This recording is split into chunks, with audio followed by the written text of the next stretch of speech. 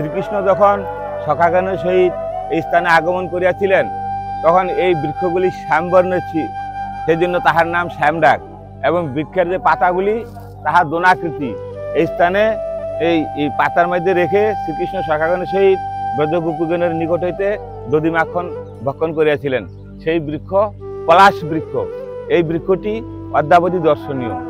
নিতাই গৌর হরি বল। এই গ্রামের নাম শ্যামডাক, এই কুণ্ডের নাম শ্যামকুণ্ড, আর এই কুণ্ডটার নাম হইল শ্যামতলাই। এই স্থানে শ্রীকৃষ্ণ আসিয়া সেই সখাগণের সহিত গোচারণ লীলায় বিবিধ প্রকার লীলা খেলা করিয়াছেন। এইটা হইল শ্রী শ্রী বল্লভাচার্যের বৈঠক। এবং এই স্থানে এই যে কুয়াটি, এই কুয়া থেকে প্রাচীনকালে মিষ্টি জল ছিল। ব্রজগোপীগণ গ্রামবাসীগণ এই স্থান থেকে জল নিয়ে ব্রজবাসীদের সেই জল পান করাইতেন।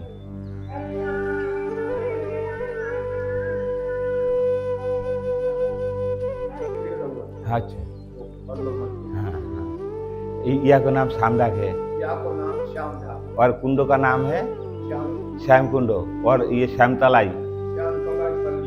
अच्छा, और यहाँ पे जो दोना भगवान ने जो हाँ अभी भी है वृक्ष, हाँ अभी भी है।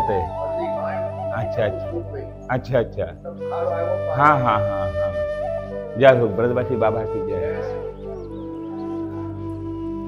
আমরা বর্তমানে যে স্থানে আগমন করিয়াছি সেই স্থানটির নাম হইল শ্যামডাক নামক গ্রাম।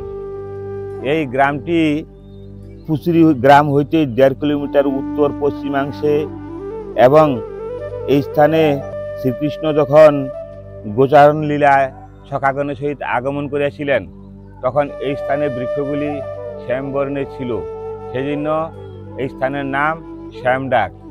এই স্থানে বৃক্ষগুলি পাতাগুলি দোনাকৃতি ছিল। শ্রীকৃষ্ণ সখাগণের সহিত সেই দোনায় করে ব্রজগোপীগণের নিকট হইতে দধি মাখন ভক্ষণ করিয়াছিলেন। এই স্থানে আছে শ্রীকৃষ্ণকুণ্ড, এই স্থানে আছে গোপসাগর, জলমহল, শ্রী বিঠলনাথজির বৈঠক, গোপতলাই কুণ্ড। এই সম্বন্ধে শ্রী ভক্তিরত্নাকর গ্রন্থে বলা হচ্ছে, এই দেখো পলাশের বৃক্ষ পুরাতন, শ্যামডাক কহে লোকে এ অতি নির্জন।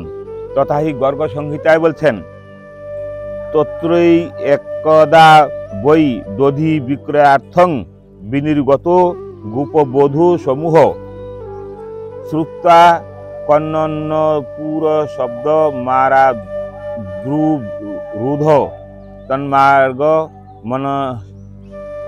মনঙ্গ মোহি বংশীধর বেত্র বরেণ গোপৈ পরশ্চ তাপসাং বিনিধায় পাদম মহং কারাদান ধনায় দানং দেহিতি গোপীর নির্জ গাদ মার্গে। অর্থাৎ একদা গোপবধূগণ দধি বিক্রয়ার্থ এই পথে বিনির্গত হইতেছিলেন। মদনমোহন কৃষ্ণ দূর হইতে তাহাদের নুপুরের কনধ্বনি শুনিয়া পথ অবরুদ্ধ করেন।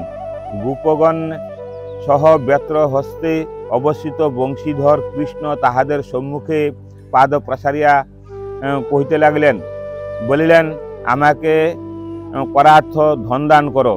পথিমধ্যে এরূপ বলিলে শ্রী নারদ বললেন, নন্দনন্দন শ্রীকৃষ্ণ এরূপ কহিলে বালকগণ প্রত্যেকেই দধিভাণ্ড গ্রহণ করিয়া সানন্দে ভূতলে পাতিত করিল।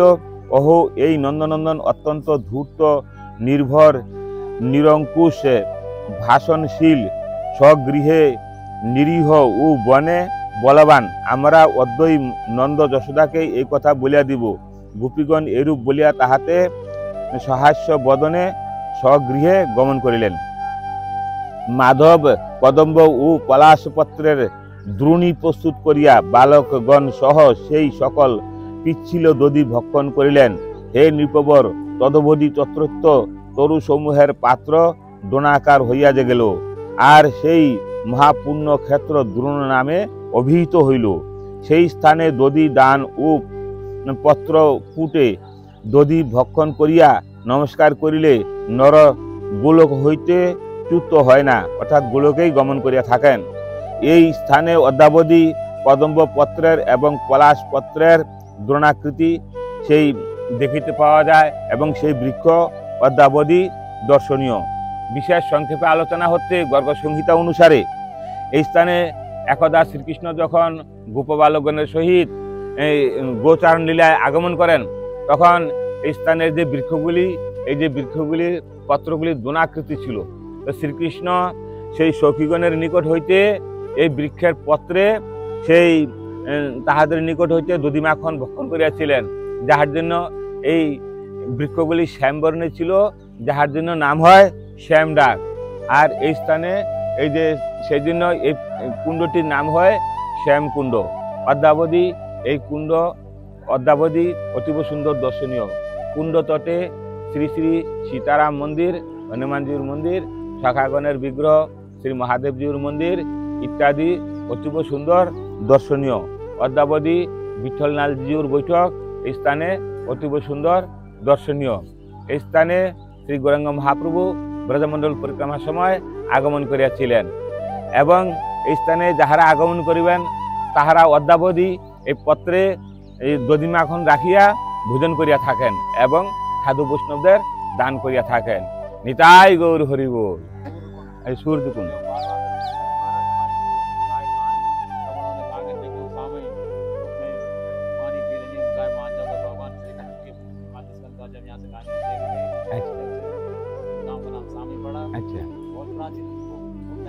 यहाँ कौन कौन से मंदिर है बताया?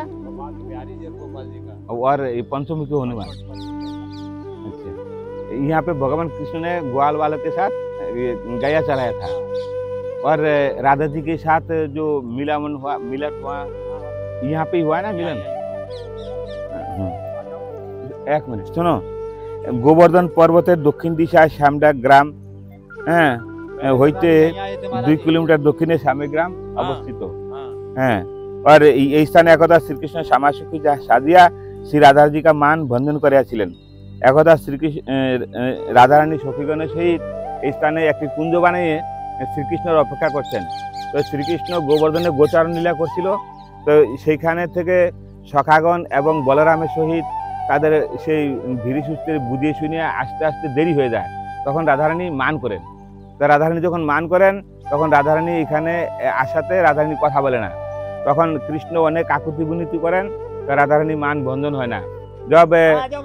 जब कृष्ण ने সেই বৃন্দাজি को बोला अभी क्या करेगा, কি করি, তখন বৃন্দাজি বললে তুমি তোমাকে আমি শ্যামাসখী সাজাই দেই, তখন তুমি তাহার মান ভঞ্জন করাতে পারবে। তখন এই শ্রীকৃষ্ণকে শ্যামাসখী সাজাই স্থানে নিয়ে আসেন। তখন একটা বীণা বাদন করতে করতে তো রাধারানী দেখে বলছেন, হে সখী তুমি কেন এরকম ভাবে দুঃখ প্রকাশ করছো? বলছে আমার প্রভু আমাকে ছেড়ে চলে গেছে, সেজন্য আমি বীণা বাজিয়ে ঘুরে বেড়াচ্ছি। তখন রাধারানী বলছে আমাকে তো আমার প্রভু ছেড়ে চলে গেছে, কাজেই তখন বলছে তাহলে চলো দুজনে এখানে বন্ধুত্ব স্থাপন করি। সখী যখনই তাহারা আলিঙ্গন করতে যাবে তখন ওই শ্রীকৃষ্ণ তাহার নিজ রূপ দর্শন করাইলেন। তখন সখীগণ সকলে মিলে হাততালি দিয়ে রাধাকৃষ্ণকে যুগল সিংহাসনে বসাইয়ে আরতি কীর্তন করাইছিলেন, ভোজন করাইছিলেন। সেই জন্য এই মন্দিরের নাম বাঁকে বিহারী মন্দির। এই স্থানে রাধাকৃষ্ণের যুগল বিগ্রহ দর্শনীয়।